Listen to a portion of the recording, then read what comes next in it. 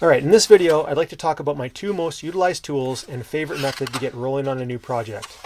Though it's not always shown in my videos, this is what I do at the start and often throughout every single one of my projects.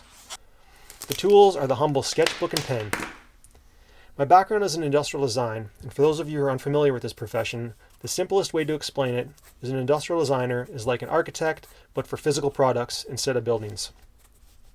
When creating new products, communicating the design intent is critical to ensuring everybody's on the same page and nothing is left to interpretation. So heavily used early in the design process, sketching allows designers to think through the problem, then visually communicate their ideas. Now, there are different use cases for sketching, but since I'm often working alone, I'm going to talk about the way I use sketching to flesh out my ideas, and hopefully this will be helpful to you too. Now, we're not making art here, we're thinking on paper. Nobody else is going to see this but you. Stick figures are okay.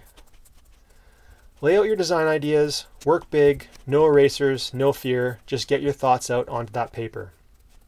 Now, if you're having trouble drawing a particular detail, just write it down. This is also a great time to add a list of any items that you might need to acquire for the project. If you get stuck on a particular element, step away, go do something else. Let your beautiful mind do its thing.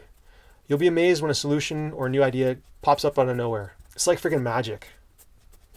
Now, if you don't like your idea, start again. Try something different. It's just paper. If you like one part of your idea but not another, focus on that. Expand upon it. Work it out. That's pretty much it. It's quite simple.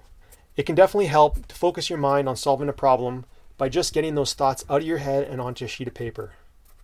Hope this helps. Thanks for watching. Catch you in the next one.